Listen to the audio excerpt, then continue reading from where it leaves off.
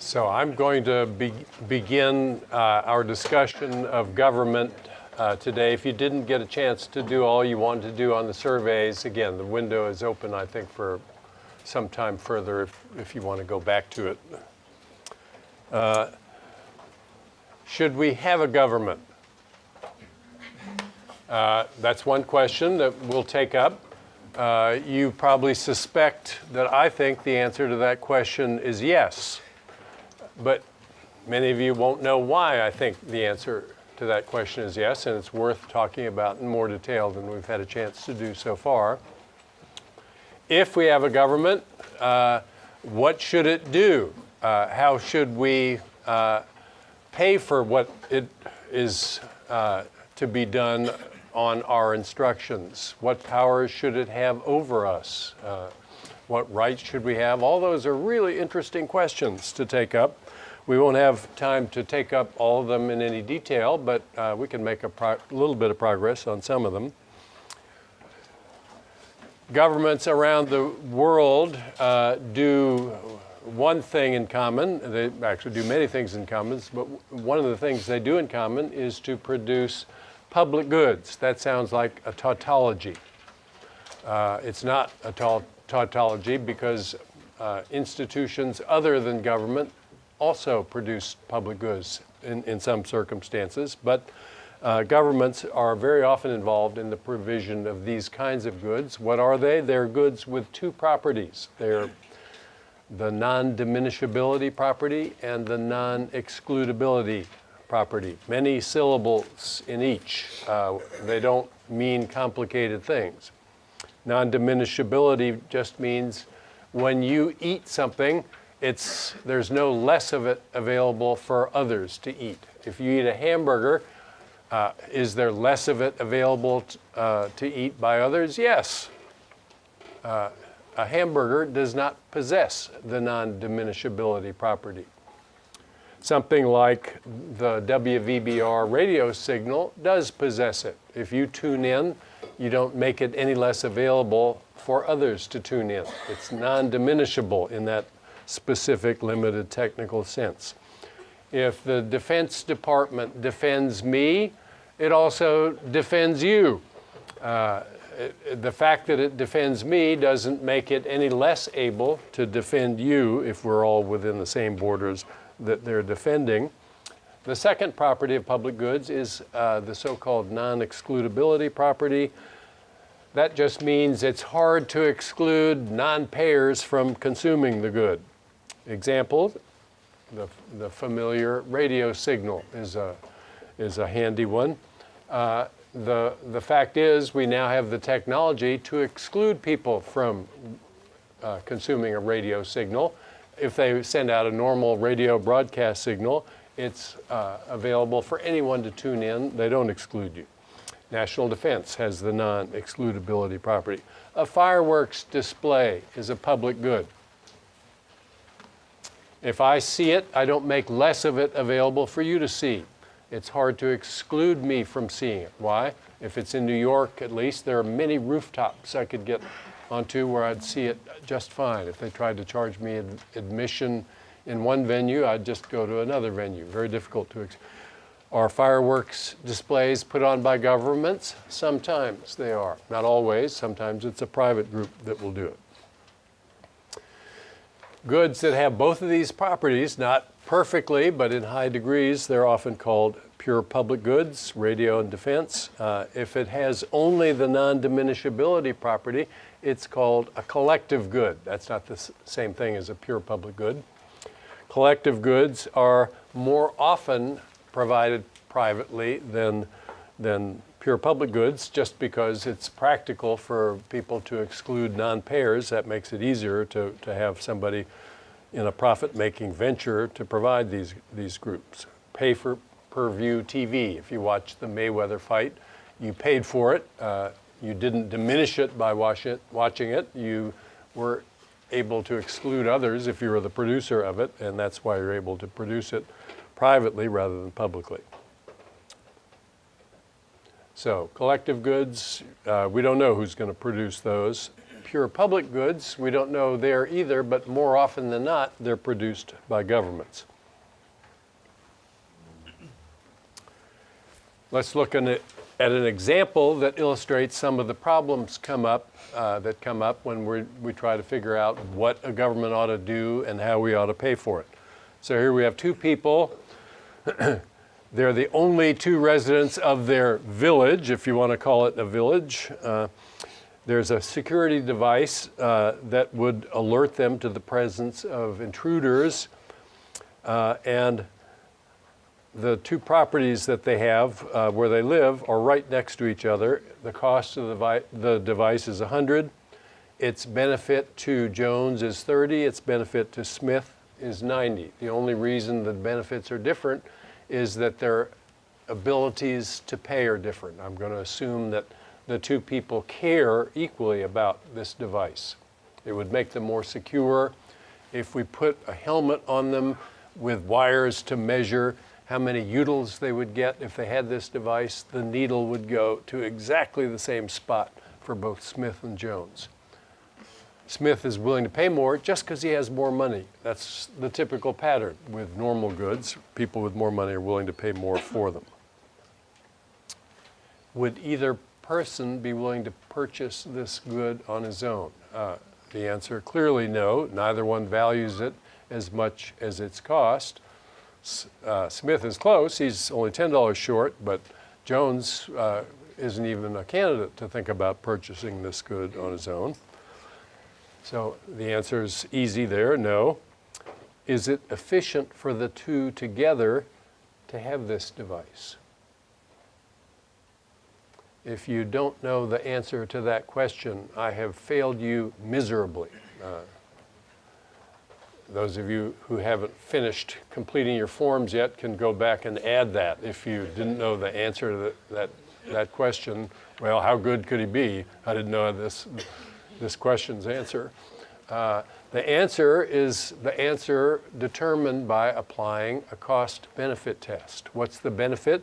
The benefit is the amount they'd be willing to pay for it, which in the aggregate is $120. The cost was given to you as $100. The benefit is greater than the cost. Should they have it? Would it be efficient for them to have it? All yes answers. So why don't they just get together and figure out how to buy this good that they want? Well, sometimes it's impractical. If we were talking about a more realistic example of a security investment for a whole large multi-thousand member community, we'd have to rent a big hall to have a conversation about how to split up the cost for it. That would be maybe so costly as to eat up the potential surplus that we would get by having it. There would be, in addition to those communication costs, free rider problems.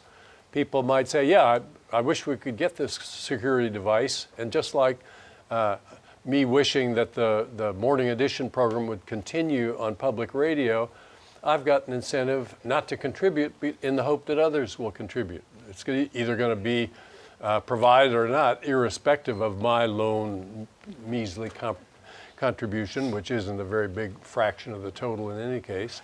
So, yeah, the fact that I wouldn't volunteer to contribute, that's not a meaningful statement that the community doesn't value it. It's a free rider problem.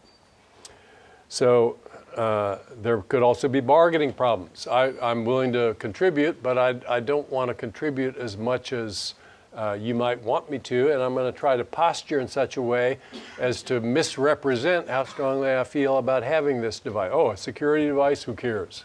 I got nothing of value anyway. I'll try to act as if it's not important to me if I think that's going to reduce the amount you're going to ask me to contribute to pay for it. We might all act that way, and in the end not be willing to contribute enough to purchase a good that would be very much in our interest to purchase. So all these problems and more exist if we would try to get together on our own to buy a good in common. And so sometimes, not always, but sometimes we say, let's just empower a government to decide this for us. We'll elect a representative, and he'll put issues in front of us to vote on. If we vote in favor of them, we'll do it, and there'll be a constitution that governs how we are asked to pay for these things, and so Okay. Still, it's not so easy to get things to work, even if we think about empowering a government. So suppose there is a government in the case of these two individuals. They write a constitution. The constitution says something about the power of this government to levy taxes on them. And in an effort to be fair, they say the government shall not levy any higher tax on one citizen than it levies on another. We're all human beings here. We have rights as human beings. We don't want some to be taxed more heavily than others. We're going to write that into the Constitution. We're going to say also that no projects get funded unless they're approved by a majority vote. Is this government going to be able to do what we want it to do in this instance? No, we're not going to be able to get what we want. Why? Because if it's required by the Constitution that we tax everyone equally, nobody pays more tax than anyone else, we would have to tax Smith and Jones at $50 apiece in order to cover the cost of this good, which is $100. And in that case, Jones would say, I'm voting against the proposal. You're going to tax me 50, I get a device that's worth 30 to me? No, I'm not going to do that. So the vote is 1-1. There's not a majority in favor of it. No security device. Is that a good outcome? No, it's not the outcome they want to see happen. It's a bad outcome. Why? Because each person could have gotten some surplus had we figured out a way to get this thing installed for the community. So Jones, who has little income, makes what looks like, on the surface of it, a self-interested proposal. He says, forget this clause in the Constitution that says you have to tax everyone equally. I say, tax people in proportion to their income. Ha, I have low income. That means I pay low tax. It's a self-interested sounding proposal. What's Smith going to say to this proposal? To set aside obvious complications, just imagine that it's going to apply only in this case. What's Smith say to this proposal? I'm in. What? He's going to say it's too complex to have multiple tax brackets. He's going to say that? Yeah, well, we've certainly heard Smith say that before, haven't we? He's going to say, I'm in on this one because, look, I didn't have to think up the tax brackets. Jones thought it up for me, and we're going to do it just this once. So just this once, how do I like the result? I love it.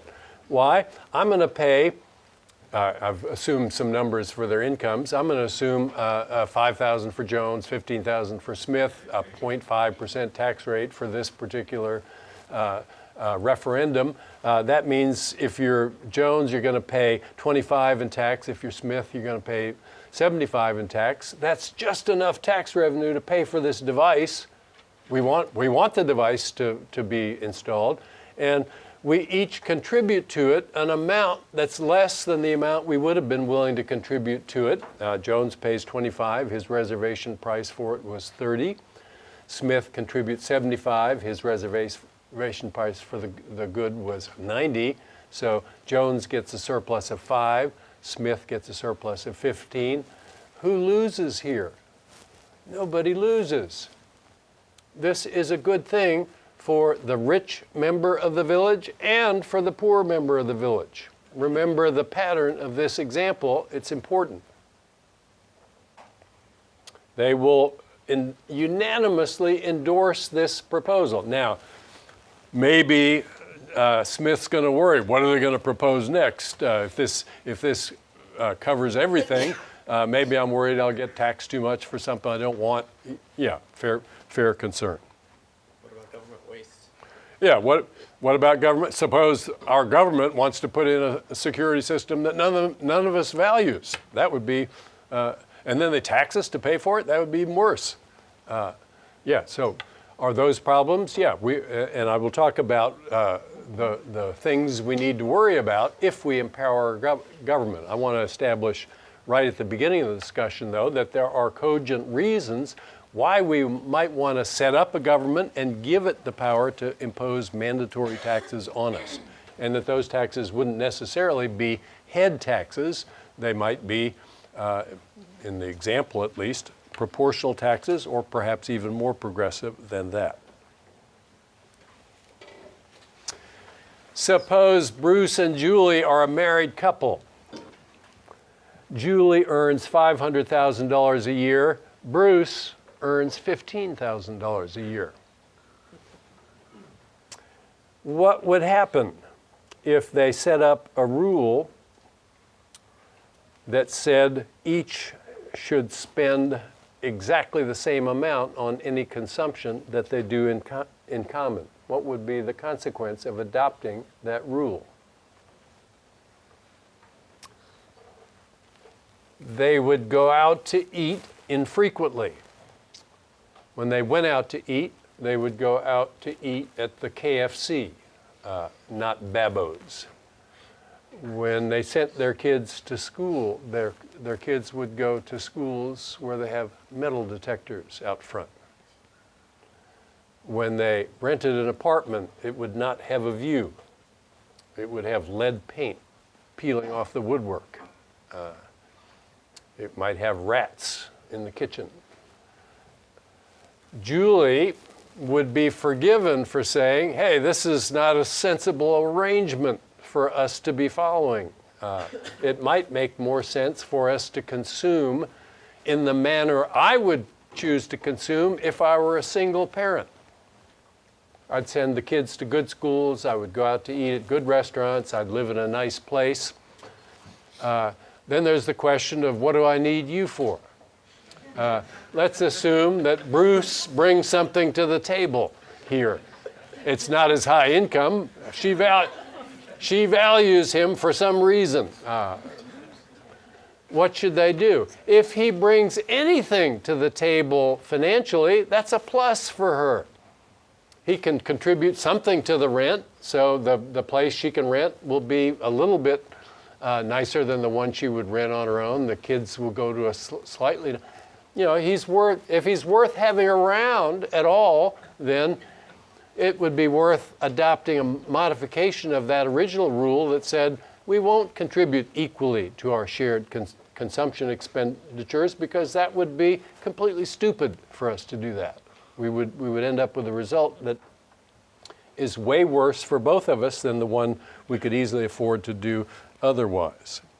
In general, if you're rich, you're willing to pay more for public goods than if you're poor. They have the normal good characteristic. The rich don't have discerning tastes. They just have more money. That's why they value public goods more highly than the poor do. They can afford to pay more for them. They want better amenities in the public sphere than the poor would choose to have, not because the poor don't know it would be nice to have good amenities in the public sphere. It's because the poor can't afford to pay much for the amenities in the public sphere. But if you can get them to pay something, that's better than not getting them to pay anything. If you want to decide how much to spend on amenities in the public sphere, you want to take into account how much the different groups are willing to expend on their own and tailor a way of paying for public goods that would give each group something closer to what would be optimal if you could design it in a frictionless way. The rich would be foolish to deny themselves public goods that they value on the principle that they shouldn't pay more in tax than the poor. That would be irrational for the rich to do that. A progressive tax system taxes the rich even more heavily than a proportional tax system. Every country on earth has a progressive tax system. You could say maybe that was an error. Or you might look at it more critically and say, what were they trying to achieve by having a more progressive tax system than a proportional one? Maybe it was so that the rich could get the mix of public goods that's closer to the mix that they wanted that way than if they were to have approved some other form of tax system. There are lots of slogans about these issues. The slogans many times do not examine the underlying issues in a critical, pragmatic way. If you've learned anything in this course, it ought to be that all the choices we face in life are bad. Nobody wants to pay more tax. The only reason you would agree to pay more tax is if the option of paying less in tax was worse. And sometimes the option of paying less in tax is worse. And most countries in the world seem to have decided, number one, that they want to empower a government to collect taxes from them. And the government they empower has been granted the authority in every case to collect taxes at a progressive rate. You could say all the countries are doing it wrong. All the countries are violating my rights if I go there. You could say that, but that's not really a critical thinking person's posture towards events like this. You want, what's going on here ought to be your posture. Why is everybody doing it that way? Should be your question. That's not to say because everybody's doing it a certain way, therefore it's the right way, but you should at least ask the question, why are they all doing it that way? There's then the question of how much to produce of a public good. We want to have public broadcasting. How many hours should we make? It's an economic question.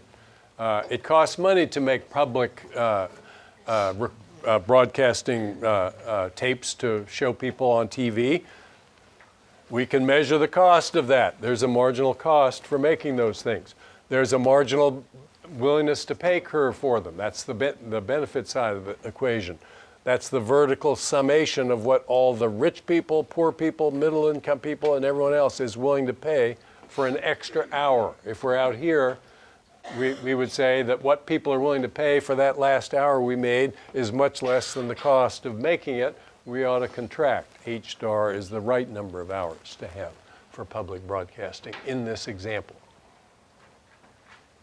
Does that mean it's easy to get agreement on what PBS ought to be showing people? No, there's always going to be people squabbling about that. But does that mean we shouldn't have a conversation about how to spend dollars to produce public programming? No, it doesn't mean that either. Again, all the conversations involve trade-offs and difficulties.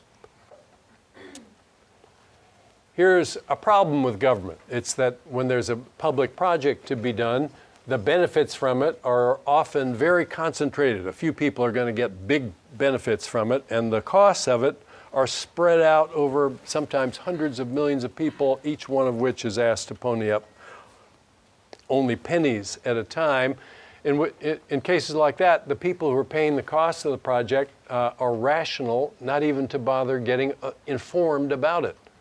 Why? Because my contribution's only 30 cents to this bridge you want to build, and it would cost me at least $2 to read an article to inform myself whether it's worth building. So I'm not going to bother to do that. When you have conditions like that, the scene is ripe for people to propose public projects that should not be built, ones whose benefits do not exceed their costs.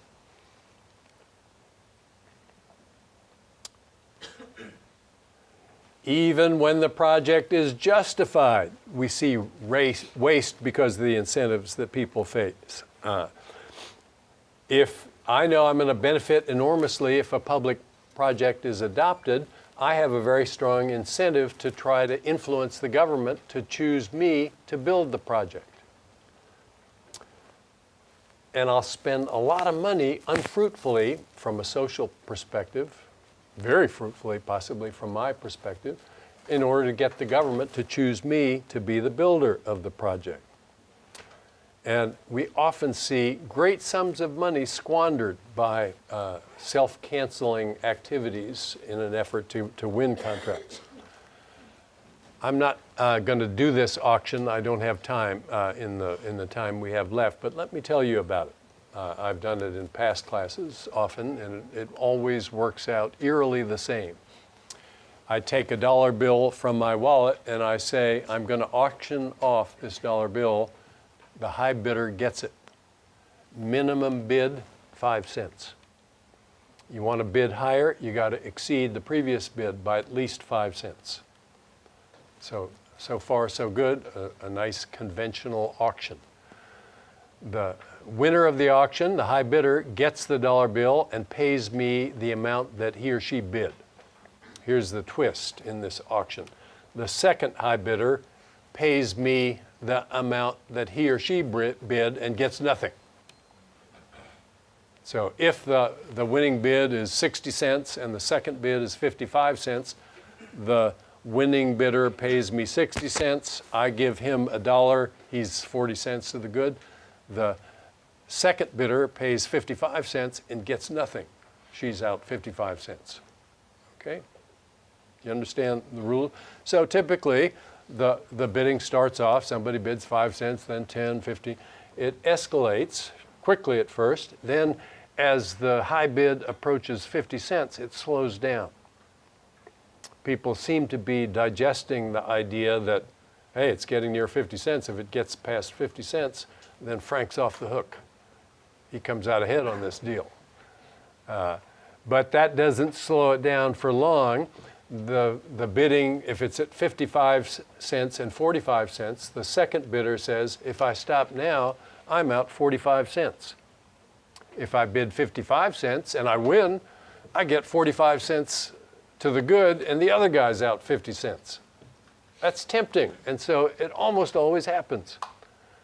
The bid goes from 50 to 45 to 55 to 50, and then 60 to 55, and then it slows down again, the bidding does, when you approach $1, because people seem to be realizing, if they hadn't thought it through in advance, that it's about to be true that both bidders are going to end up losing money, even the high bidder. So we're at $1 and at the high bid and 95 cents for the second bid. The second bidder says to himself, if I quit now, I'm out 95 cents. If I bid $1.05 and he quits, then I'm only out of 5 cents. He's out $1. And so the bidding goes to $1.05. And it keeps on going after that. And there's usually not much of a pause after that. Average high bid, $4, roughly. Max Bazerman did this auction at Northwestern when he was teaching there in his strategy course, and he did it with a $20 bid on auction, and the average winning bid was over $200 in that auction. So think about the incentives. You know, if you were in an auction like that and you got going on it, maybe you could say, idiot, what was I thinking? Why did I even participate in that? But if you got embroiled in an auction like that, it wouldn't be obviously irrational to continue bidding after you were sure you're going to lose money on the deal, because to stop would be to guarantee that you're going to lose money in an even greater amount. So let's see what happens when people confront incentives like that in the real world. We've got a Cedar Rapids City Council trying to decide which company to choose to give the cable TV contract to. There are 3 applicants. If you get the contract, your expected profit is going to be $3 million a year from that. $3 million, let's say a lump sum of $3 million.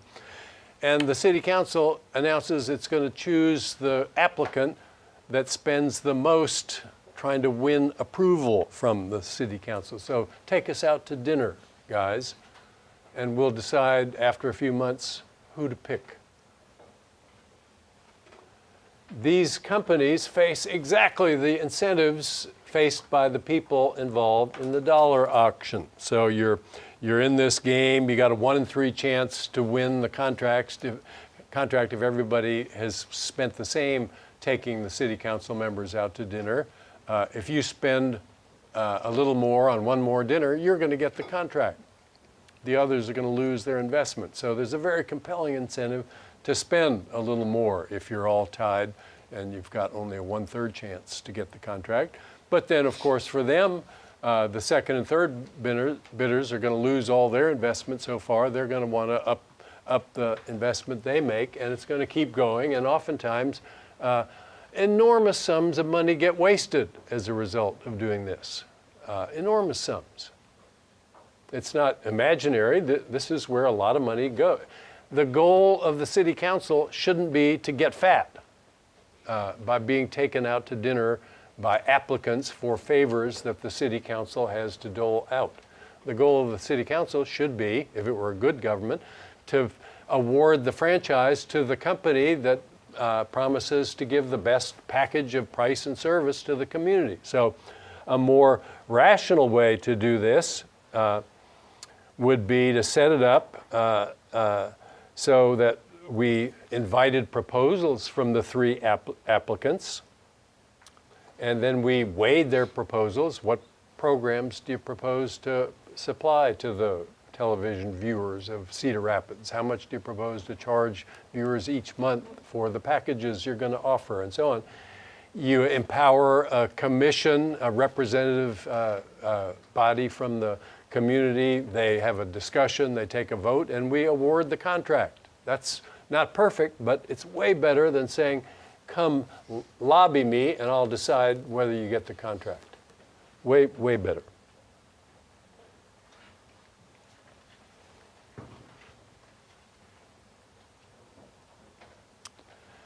The next topic I want to take up, and it's the last one we'll have a chance to really consider in any depth, is the issue of how we transfer income to people who don't have enough. I've talked to you on multiple occasions about why it's inefficient to try to help the poor by controlling the prices of the things that they buy. You can't repeal the law of supply and demand. If you try to tinker with price controls and price ceilings and other devices like that, you're going to end up imposing costs on the system that will be, in essence, pure waste at the end of the day. If you could aid the poor efficiently, you would be able to do much more for them at much lower cost to everybody else. So it ought to be everybody's goal, if you want to aid the poor, to aid them in an efficient way. I've said that many times, but I've always postponed the question of, well, how on earth could we do that efficiently? Let me, by way of preamble, say a little bit more, though, about why we would want to do that in the first place. The poor in a democracy are going to get their interests attended to one way or another. We can either attend to their interests efficiently from an economic perspective, or we can do it some other way. That's the choice. So if you don't want to help the poor, that's not one of the options. You're going to help the poor in some way. How are you going to help them? You can either do it efficiently or inefficiently. Here's a vivid example of the difference. In Los Angeles, about half of the smog on a smoggy day comes from old vehicles that are exempt from the pollution regulations that govern cars that drive in the LA basin. Why are those cars exempt? Cars 15 or 20 years old or older don't have to pass the smog tests when they get inspected. They're exempt from it. The reason they're exempt is that originally it was proposed to make all cars have to pass this test, and people objected that would be too difficult for the poor. What, you want to make poor people pass the smog test? They can't drive the old cars that poor people drive all the time in Los Angeles. It's the poor people who drive old cars, not the rich people. The rich people, some of them, drive really old cars, antique cars. Those are exempt too, but there are so few of them that it doesn't matter. There are a lot of old cars that are exempt, driven by poor people, and those account for half the smog in LA. The only reason LA was able to meet its air quality targets to begin with was that it had to make the requirements on new cars much, much more stringent than it would have had to do if it required all cars to meet the test. And what we know is that that was vastly more expensive than it would have cost us to attend to the problem of the poor, in this instance, in a more efficient way. So a pound of NO2, how much does it cost to get that out of the air? If you make the emissions requirements on new vehicles more stringent, it's going to cost you about $900 to get that pound of NO2 out of the air. $900 to get that 1 pound out. If you required old cars to meet the emissions test, you could get that pound out of the air at a cost of about $10. $900 in one case, $10 in the other case. It's just pouring money into the ocean to exempt the older cars. Much better would be to say we're going to require all cars to meet the test, and if you can't meet the test because you're poor, you're eligible to get a voucher that, give us your old jalopy, we'll give you a voucher that would be enough to let you buy a 5-year-old Honda Civic that would meet the emissions test, and we're done. That would be vastly cheaper, but we weren't willing to do that. Why? Because then we would have had to tax wealthy motorists to pay for the voucher to enable poor motorists to buy a 5-year-old Honda Civic, taxing the rich and giving money to the poor. So instead, we just attended to the interests of the poor in a different way. We exempted them from the pollution control laws. No extra tax, nothing. But it meant having to raise the standards for the new cars in a way that was vastly more expensive to the rich motorists who were buying new cars than it would have been to pay a little bit of tax to finance the voucher that would have solved the problem so much more cheaply. So again, all the choices are bad. You can pay a little more in tax and solve the problem efficiently, or you can say, no, I'm not going to pay any more in tax. We'll solve it in some other way, and it's going to cost you way more than that in general to solve it in a different way. So how can you give income to people? We've tried everything, and some things work, other things don't work so well. I'm going to review some of this. Mostly the programs we've tried have been means tested. That means how much of a benefit you get depends on how much income you have. The stamp programs, the food stamps. If you're eligible for food stamps, that's true only if your income is below a certain level. If you're Bill Gates, you don't get any food stamps. Why not? You don't need any food stamps. Why should we give Bill Gates food stamps? We give stamps to poor people. They're the ones who need help. Why do we give stamps to rich people? We don't give stamps to rich. Well, poor people are having trouble. We give them food stamps, but we give them other kinds of stamps too.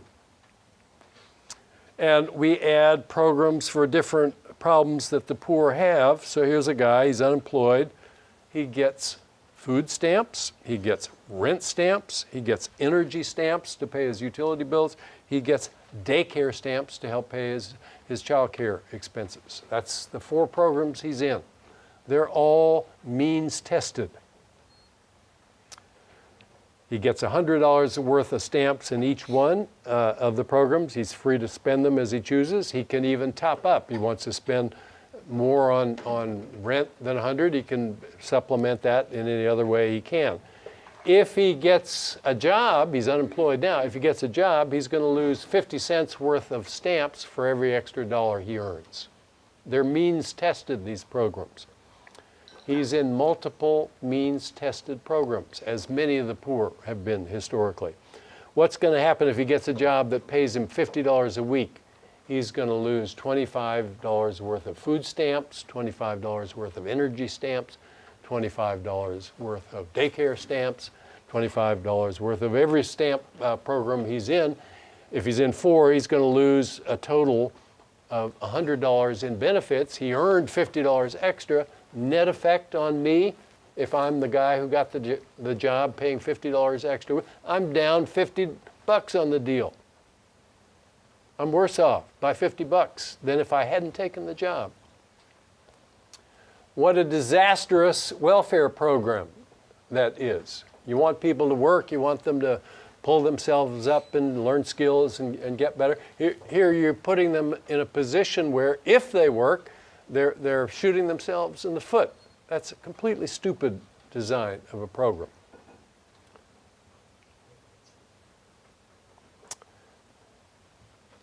Milton Friedman, the conservative curmudgeon, said, "No, don't do it that way. That's inefficient. That's stupid. Just give them money." Give them a negative income tax was his proposal. We're hearing echoes of Friedman's proposal today. It's the basic income grant that some of you have read about undoubtedly in recent months. Just give the poor people money. Never mind multiple stamp programs. Get rid of all the bureaucracy.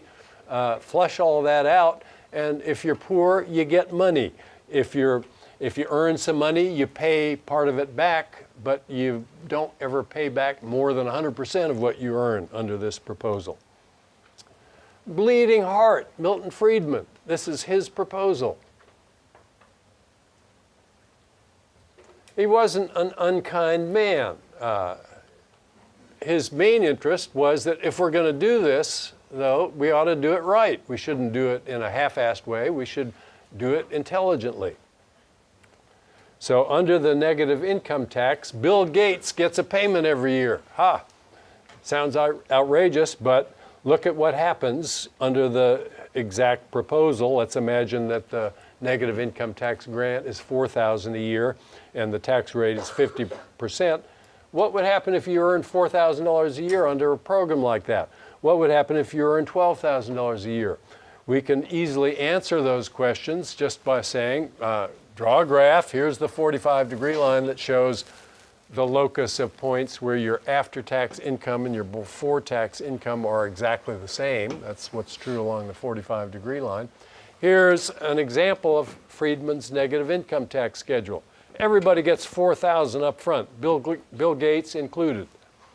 And then the slope of that line is a half. You earn $10, you pay $5 in tax, you get to keep $5.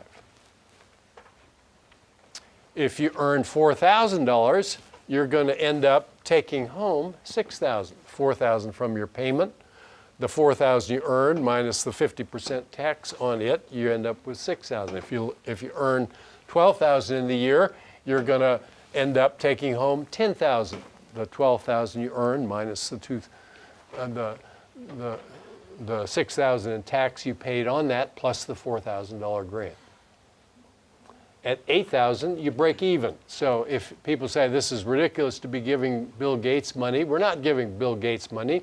We're giving him an initial grant along the schedule, the same as everybody else, but we're taxing it back from him, so he's going to end up being by the time you get out to Bill Gates, you're down in Elmira. There's a big gap between the 45-degree line and So you're saying at 8,000, that's when if you're earning 8,000, you're not getting anything in negative income. You're breaking even. Yeah, the $4,000 payment you got guaranteed is offset by the $4,000 in tax that you pay. And the more you pay, then you're paying you're in the negative. You're a net taxpayer once you earn more than that. Okay? So that sounds better than the program where you're in 4 stamp programs, because no matter what you do, you're better off if you earn more money. You're gonna take home more if you work and earn some money. You're going to end up better off than if you didn't earn money. That's a good feature. That's a feature that any income transfer system you want to design ought to have. That's the very first feature you ought to look for. If you earn more, you ought to be better off as a result of that. So this program has that feature. So are you ready to adopt it? Shall we have a vote? Are we good to go? Well, we'd have to decide how big the payment should be. Is $4,000 the right number? What if I said, all right, negative income tax, $4,000. You're a family of 4 living in Buffalo, New York. You get $4,000 a year. You can't find a job. How are you doing? You're below the official federal poverty threshold by about $12,000, if that's what you're earning. If you're getting 4 times 4, $16,000 for a family of 4, the federal poverty threshold might be $26,000 for a family of 4 in Buffalo. You're $10,000 below it. And the federal poverty threshold is not a luxury income level. You're living in a crappy place, eating crappy food, going to bad schools. You know, your life is not so great if you're living on $6,000 a year in Buffalo, New York as a family of 4. So So 4,000 isn't enough. How much should we give? Should we give 100,000? That's not going to work. We can't afford to give 100,000. The average income in the country is less than 100,000.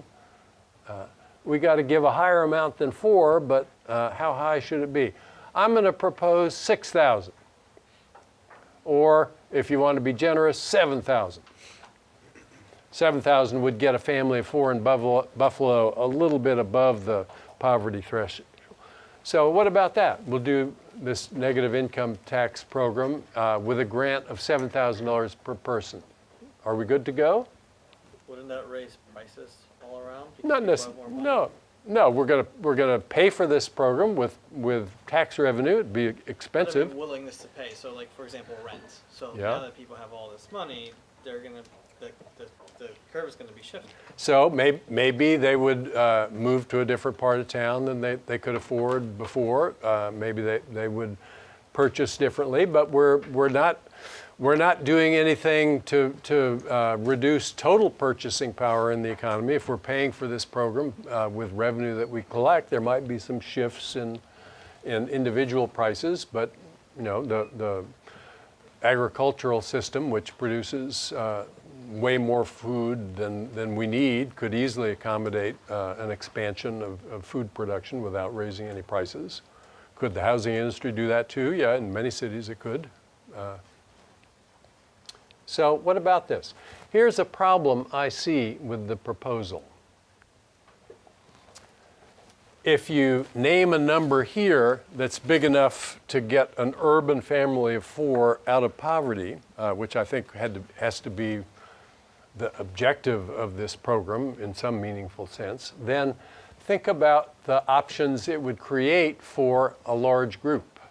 Let's get together 10 families of 4. People we went to school with, we'll get on Facebook and we'll say, who's in?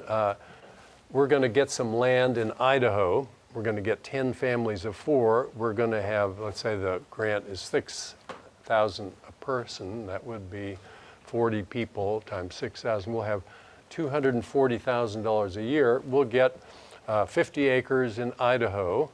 We'll live in tents the first year. We'll cut down some trees and build some more durable shelter as we go along. We will clear some acreage and put in vegetable gardens. We'll get some chickens, goats. We'll dam up the stream and create a pond. We'll level off a little field and put up a volleyball net. We can, in the morning, write poetry. We can debate texts from Marx and Engels in the afternoon. Go skinny dipping in the pond when it gets hot.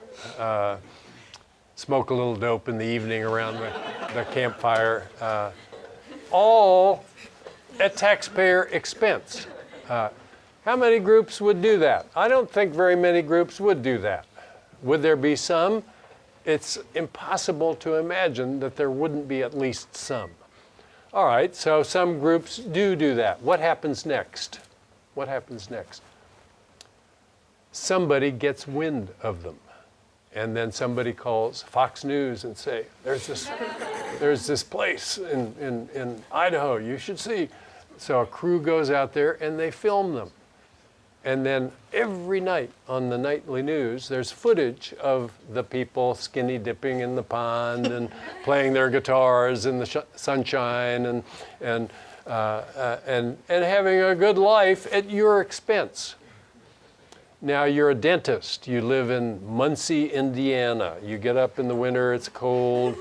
You got to drive on a road that's not plowed on time. You get to your office. You treat cranky patients all day. You have bad breath. You have varicose veins from being on your feet for 10 hours a day.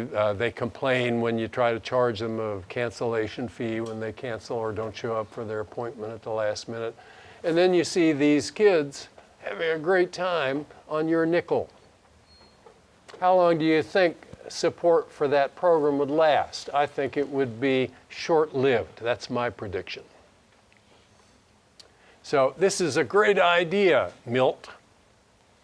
to do this, but unfortunately, it wouldn't work. People would not support it once they saw the footage of the admittedly very few groups that would take advantage of the option provided to pool resources. And so it's an empirical question. When people see the video footage night after night of these groups, will they continue to support the negative income tax program?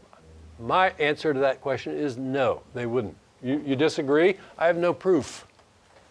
Sometimes you just have to have a debate and try to figure out what will happen before you know exactly what will happen. My prediction is no, they wouldn't continue to support it.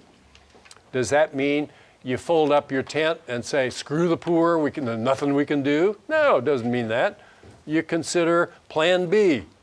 If Plan A doesn't work, consider something else. One option is you don't have enough money, come do a useful job. How about that?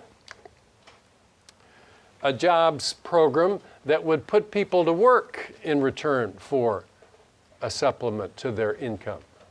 You don't like the spectacle of people living the life of Riley at taxpayer expense? This completely eliminates that problem. The incentive problem is not at issue here. You don't want to work, you don't get any money.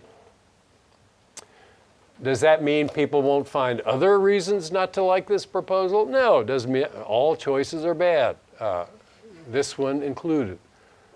People will leave private jobs for government jobs. If you post a guaranteed availability of a government job, we know from experience that when the municipalities have offered jobs at anything like comparable wages to the private sector low-wage jobs, people leave their dishwashing jobs to come work for the government. Maybe they think government jobs are better in various ways, they're more secure, who knows.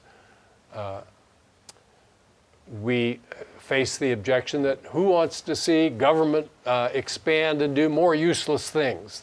They're already doing useless things. Now you're going to hire people to dig holes and fill them up. Why should we do that? They don't like the idea of that. You don't like bureaucracy? This would be a whole new layer of bureaucracy. You got to hire people and train them and send them out in the field to do jobs. Bureaucracy up the wazoo from a proposal like this. Okay, that's a problem. I agree. Those are real problems.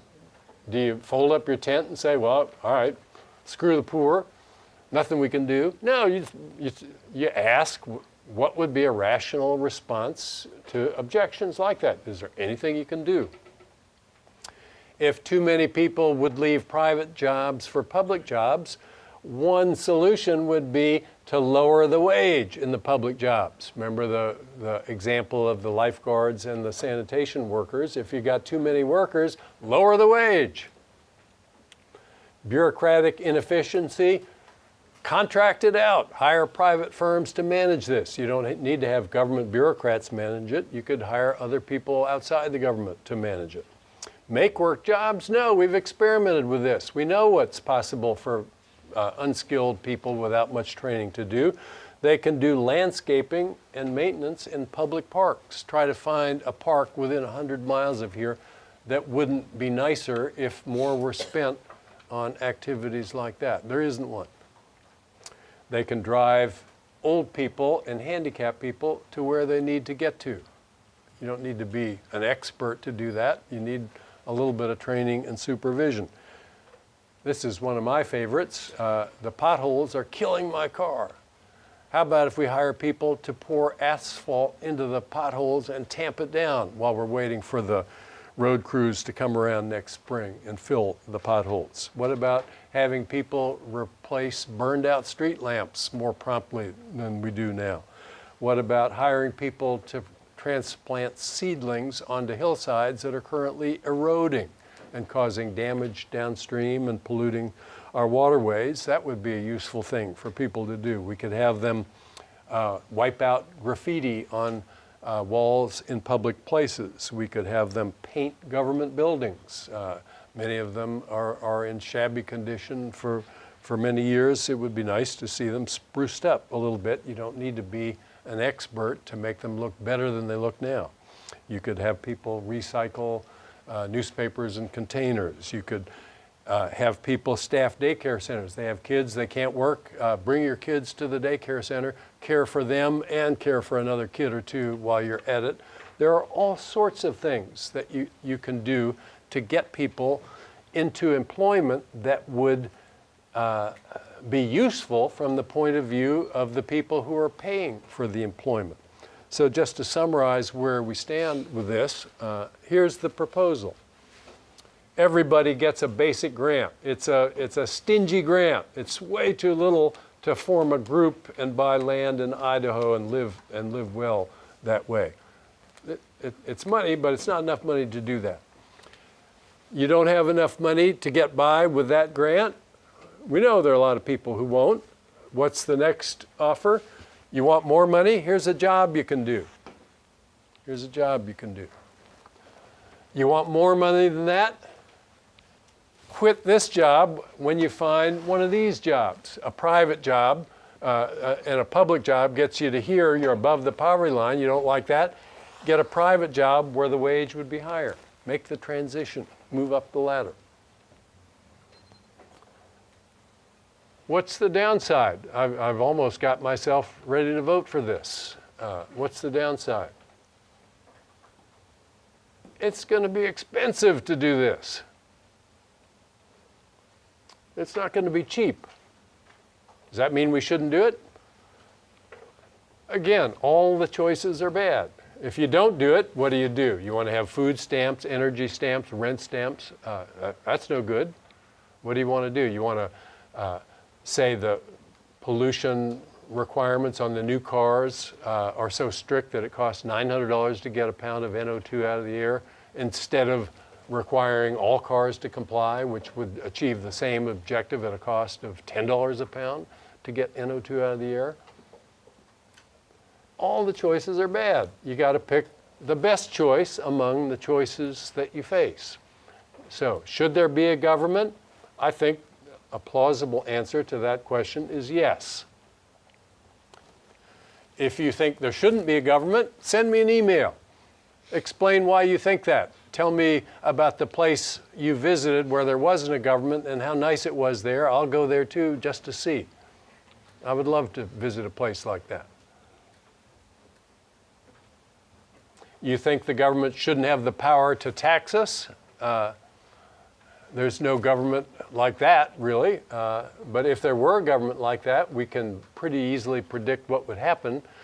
It would not be able to maintain an army. It would be invaded by another country that had an army paid for by its mandatory taxes. We would then pay taxes to its government. You think the tax ought to be the same for everybody? That's problematic too. No country does that, and there are cogent reasons that no country does that. I'm trying to send you out into the world with an inclination to think critically about these kinds of issues. People currently do not think critically about these issues in many cases. They shout slogans at one another. And that doesn't lead to sensible solutions to practical problems in many cases. So, you know, for me, this may be the last time I teach the core course in economics. I've done it for a long time. I like doing it. It's been especially a pleasure and a privilege to have a chance to teach the course to you. You're a good group. I think you, from talking to a lot of you, you seem to know you're a good group, and that's good. I like that. You know, the word has gotten out. There are probably some jerks in the group, but I'm guessing that the cost of being a jerk in this group is a little higher than in many groups. It's never a good idea to be a jerk. People say to me, "Why don't you follow your own advice then?"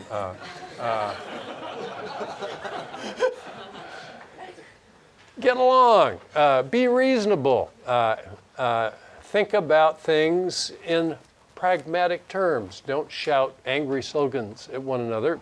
Try to weigh the advantages and disadvantages of the actual alternatives you face.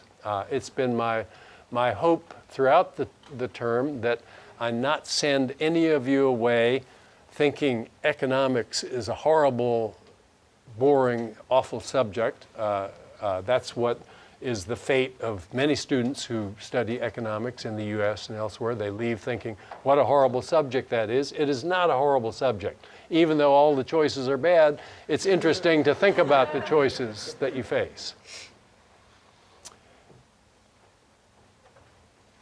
And I hope that you've learned a few principles that'll help you think about the choices that you face. Yeah, I think there's a lot to be gained by being able to weigh alternatives intelligently and choose among them in a sensible way. And most people aren't born in this world with those skills, but they're acquirable, many of these skills.